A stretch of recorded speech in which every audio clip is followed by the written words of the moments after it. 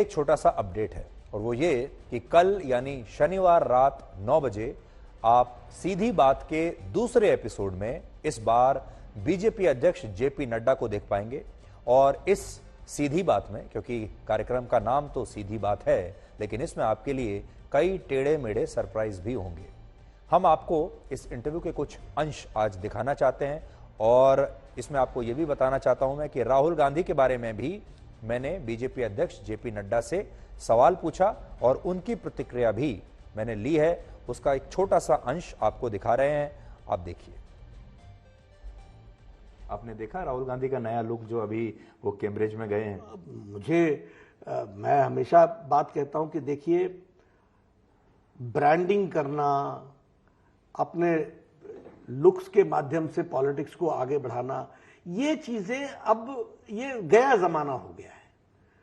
आप जो ओरिजिनल हैं, आज देखिए सोशल मीडिया ये सब आपके इतने 650 स्लाइसेस कर देता है, 360 स्लाइसेस कर देता है। Your personality is in public domain. तो ये इस तरीके से कोई किसी को प्रभावित करना, ये ठीक है। लोगों में मार्केटिंग शब्द है तो है अब, लेकिन सही बात तो यह है कि पॉलिटिक्स अगर सेवा भाव से किया जा रहा है तो गरीबों का दिल तो मेहनत से ही जीता जाता है, ब्रांडिंग करके और लुक से नहीं जीता जाता। पर अभी जो उन्होंने कैम्ब्रिज में भाषण दिया, कैम्ब्रिज यूनिवर्सिटी में, उसमें कई बड़े गंभीर बातें उन्होंने कही हैं और वो बातें ना तो भारत को जोड़ती हैं, भारत को असल में तोड़ती ही हैं, भारत को बदनाम भी करती हैं। आपने भी उनके बयान देख लिए होंगे। वो कश्मीर को, में जो पुलवामा का अटैक था, उसको आतंकवादी हमला मानने के लिए तैयार नहीं है। वो ये भी कह रहे हैं कि सरकार ने मेरे फ़ोन में पेगासस सॉफ्टवेयर लगा रखा था। वो ये भी कह रहे हैं कि विपक्ष के लोगों को नकली केसेस में फंसाया जा रहा है। ये सारी बात वो विदेश में जाकर और विदेशी कैम्ब्रिज में पढ़ने वाले छात्रों और वहाँ के लोगों के बीच में जाके कह रहे हैं। इससे क्या मैसेज जाता है? देखिए, सबसे पहली बात आप समझिए, मैंने उनको कई बार कहा, इसलिए मैं बार बार बोलता हूँ कि सुबुद्धि आए। वो मोदी जी का विरोध करते करते भारत का विरोध करने लगे।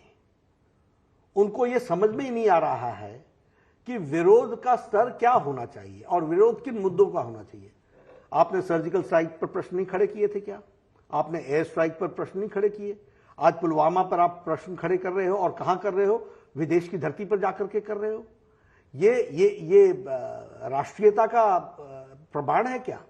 फिर उसी तरीके से आप कश्मीर के बारे में आप जो इंप्रेशन देने की कोशिश कर रहे हो, सारी सिक्योरिटी फोर्सेस के माध्यम से जब आप भारत जोड़ो यात्रा में निकले हुए थे, किस अंदाज से और कितनी बड़ी संख्या में आपने वहां पर रैली करने की कोशिश की। उस बर्फ में आपको सिक्योरिटी मिली, लेकिन आप वहां पर उसको आतंकी से ग्रसित स्टेट को की इमेज आप देने की कोशिश कर रहे हो। ऐसे बयान देने से आपको यह ध्यान में नहीं आता है कि आप देश का कितना नुकसान कर रहे हैं और देश विरोधी वक्तव्य दे रहे हैं, सिर्फ भारतीय जनता पार्टी और प्रधानमंत्री मोदी जी का विरोध करते करते। ये कोई रंग है, न ये कोई ढंग है, और न ही इस तरीके से पॉलिटिक्स चलती है। आप इस कोई विरोधाभास देख रहे हैं? भारत जोड़ो यात्रा के दौरान जो वो बात कर रहे थे कि हम भारत को जोड़ेंगे, और अब जो वो बयान दे रहे हैं, उसमें कोई विरोधाभास है या दे आर इन सिंक? जोड़ो या छोड़ो, भारत छोड़ो। आप देखिए, मैंने आपको पहले कहा कि ये भारत को जोड़ कहां रहे हैं। मैंने उनका कंडक्ट आपको जवाहरलाल नेहरू यूनिवर्सिटी का दिया। मैंने उनका कंडक्ट भारत तेरे होंगे टुकड़े टुकड़े इंशाअल्लाह इंशाअल्लाह, ये तो इनके साथ दाएं बाएं घूमते रहे यात्रा के अंदर ऐसे लोग।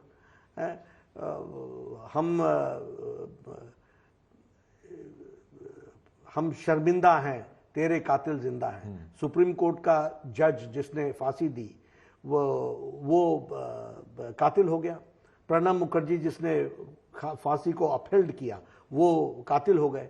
ऐसे नारों के साथ जो अपने आप को जेएनयू में जाकर के राहुल गांधी ने जोड़ा, ये जब तक देश से माफी नहीं मांगेंगे, इनका भारत जोड़ो यात्रा तो है ही नहीं, ये तो तोड़ो। और जो लोग इनके साथ चले, आप देखिए, आप सारी यात्रा देख लीजिए, जो लोग देश के खिलाफ वक्तव्य देते हैं, देश को कमजोर करने के लिए हर समय तैयार रहते हैं, देश को नीचा दिखाने के लिए, देश को कमजोर वातावरण क्रिएट करने के लिए हमेशा साथ देते हैं, ऐसे लोग राहुल गांधी जी के यात्रा में दाएं बाएं उनके साथ दिखे। तो ये जोड़ो यात्रा कहां थी? ये तो तोड़ो यात्रा थी।